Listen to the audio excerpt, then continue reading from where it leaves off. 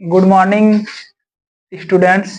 चलिए आज हम लोग सीखते हैं माध्य, माध्यक और बहुलक निकालने का आसान तरीका। तो माध्य बराबर क्या होता है? माध्य बराबर आंकड़ों का योग। क्या होता है? माध्य बराबर होता है आंकड़ों का योग, और आंकड़ों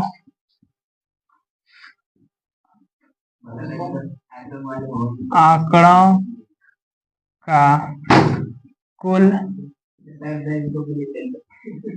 संख्या।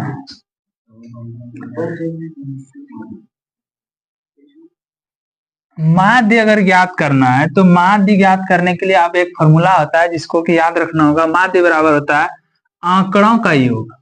माध्य बराबर होता है आंकड़ों का योग और आंकड़ों का कुल संख्या।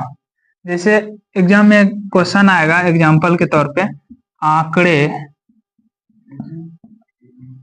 8, 6, 4, 2 तथा 4 का माध्य निकाले। एग्जाम में सेम क्वेश्चन आएगा, निकाले। तो माध्य बराबर फॉर्मूला क्या होता है अभी तुरंत पढ़े। माध्य बराबर आंकड़ों का योग बाय क्या होता है? आंकड़ों का कुल संख्या। चलिए, माध्य अगर ज्ञात करना है तो माध्य ज्ञात करने के लिए सबसे पहले क्या होता है कि उसका फॉर्मूला होता है आंकड़ों का योग और आंकड़ों का कुल संख्या। तो माध्य बराबर क्या क्या संख्या दिया है? 8, 6, 4, 2, 4 ये, और इसको काउंटिंग करेंगे 1, 2, 3, 4, 5। कितना आ रहा है? कुल 5। तो इसको हम लोग क्या करेंगे? एडिशन करेंगे। तो कितना हो जाएगा? 10, 18, 12 यानी 24/5। इसका क्या हो जाएगा? हम लोग का आंसर हो जाएगा। तो माध्य निकालना आसान है। माध्य का फॉर्मूला होता है आंकड़ों का योग, आंकड़ों का कुल संख्या। तो आंकड़ा दिया हुआ रहेगा, आंकड़ा 8, 6, 4, 2 तथा 4 का माध्य ज्ञात निकालें। तो सबसे पहले फॉर्मूला लिखना है माध्य बराबर आंकड़ों का योग। आंकड़ों का योग का मतलब होता है ये जो आपको संख्या दिया रहेगा, ये संख्या इसी को बोलते हैं आंकड़ों का योग। और आंकड़ों का कुल योग, कुल का मतलब होता है कि इसको काउंटिंग करना है 1, 2, 3, 4, 5। तो ये कुल संख्या है। उसके बाद क्या करना है कि इसको सबसे पहले जोड़ना है। 6, 4 10 हो गया, 10 और 8 18 और 2 12 और फिर 4 24। तो हम लोग का कुल संख्या कितना है? कुल संख्या 5 है, तो 5। तो ये हम लोग का माध्य हो गया। चलिए अगला हम लोग एग्जांपल के तौर पे देखते हैं दूसरा। आंकड़े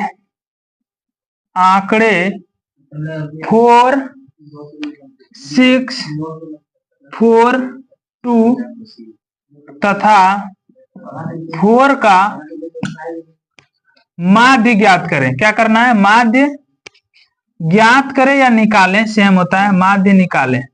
तो हम लोग फॉर्मूला क्या पढ़े? माध्य बराबर आंकड़ों का योग और आंकड़ों का कुल संख्या। तो आंकड़ों यहाँ पे क्या लिखेंगे? माध्य बराबर 4, 6 प्लस 4 प्लस 2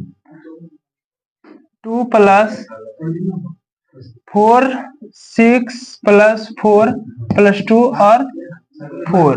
तो कितना हो जाएगा? 1, 2, 3, 4, 5। तो कितना हो जाएगा? 5। इसको हम लोग एडिशन करेंगे। 4 प्लस 6 10, 14 और 6 20। हाँ कितना? 5 के टेबल में हम लोग का कितना? 4 आंसर आ जाएगा। तो हम लोग माध्य निकालने बहुत आसानी से सीख चुके हैं। ये बहुत इंपॉर्टेंट है, इस फार्मूला को याद होना चाहिए। अब हम लोग का आगे है माध्य का।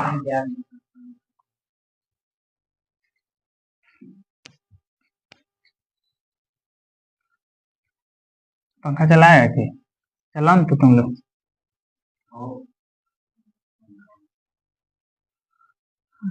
अरे वो सब हल्ला कर रहा है पूरा।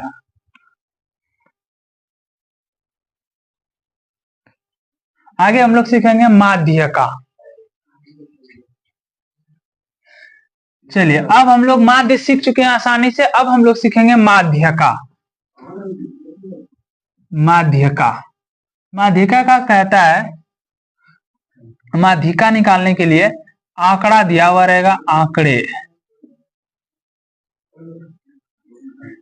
आंकड़े आंकड़े दिया रहेगा 6, 8, 4, 2 तथा 5 का माध्यका, माध्यिका निकाले। एग्जाम में सेम क्वेश्चन निकाले। सबसे पहले क्या करना है कि माध्यिका ज्ञात करने के लिए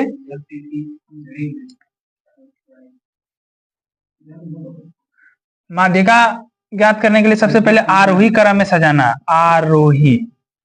आरोही क्रम में सजाना। आरोही क्रम का मतलब होता है बढ़ते क्रम में। आरोही क्रम का मतलब होता है बढ़ते क्रम में।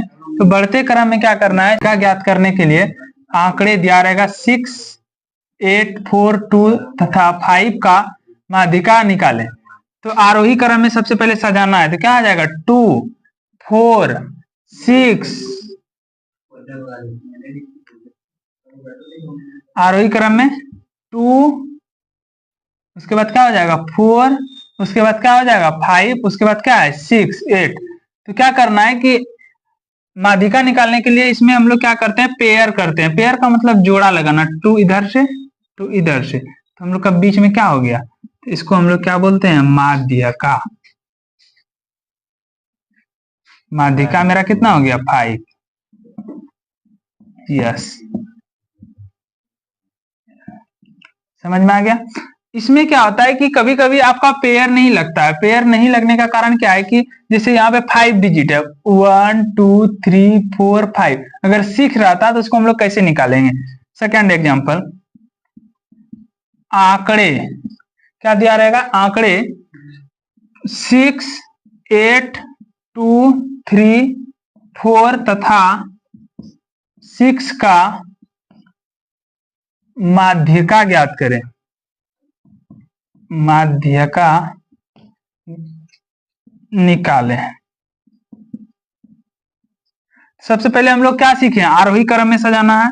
आरोही क्रम का मतलब होता है बढ़ते क्रम में। तो सबसे इसमें छोटा कौन है, सबसे छोटा कौन है 2 है, उसके बाद कौन है 3 है, उसके बाद कौन है 4 है, उसके बाद कौन है 6 है, फिर 6 है, उसके बाद कौन है 8 है। तो चलिए, तो इसको हम लोग क्या करते हैं, पेयर लगाते हैं, 2 इधर से 2 इधर से। तो यहाँ कितना बच गया 2। तो यहाँ पे लिखेंगे माध्यिका, माध्यिका बराबर, तो यहाँ पे 2 है तो 4 + 6 और 2 संख्या है तो कितना हो जाएगा 2। तो इसको एडिशन करेंगे, 4 + 6 को तो 10 हो जाएगा, और काटा देंगे तो कितना आ जाएगा, 2 के टेबल में कितना है 10, 5। तो क्या हो जाएगा इसका आंसर 5। तो अब हम लोग सीखेंगे बहुलक ज्ञात करने के लिए। क्या सीखेंगे, बहुलक ज्ञात करने के लिए।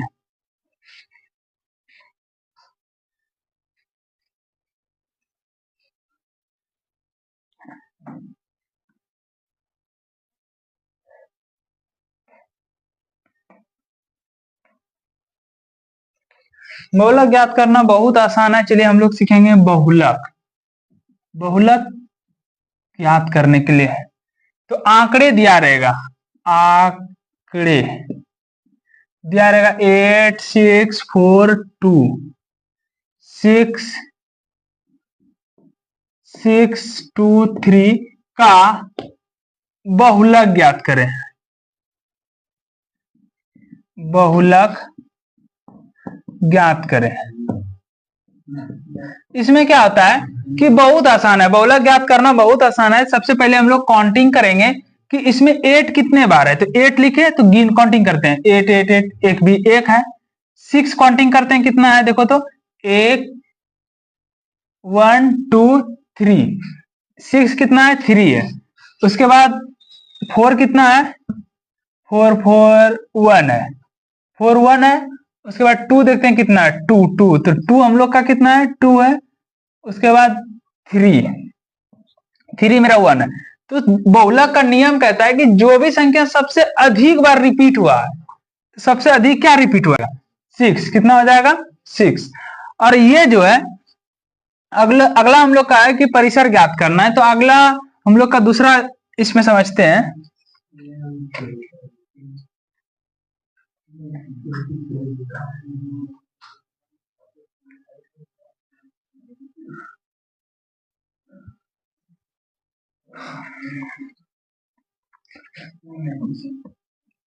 परिसर निकालना है। परिसर का फार्मूला क्या होता है, परिसर का फार्मूला क्या होता है, बोलो क्या होता है, अधिकतम मान। क्या होता है, अधिकतम मान माइनस न्यूनतम मान। क्या होता है, न्यूनतम। ठीक है, तो इसमें सबसे ध्यान क्या देना, अधिकतम मान किसका है, 8 है, तो 8 लिख देंगे। सबसे न्यूनतम कितना है, 2 है, तो 8 में अगर हम 2 माइनस करते हैं तो कितना आता है, 6। तो ये हम लोग का क्या हो गया, परिसर। क्या हो गया, परिसर। Thank you so much. आगे हम लोग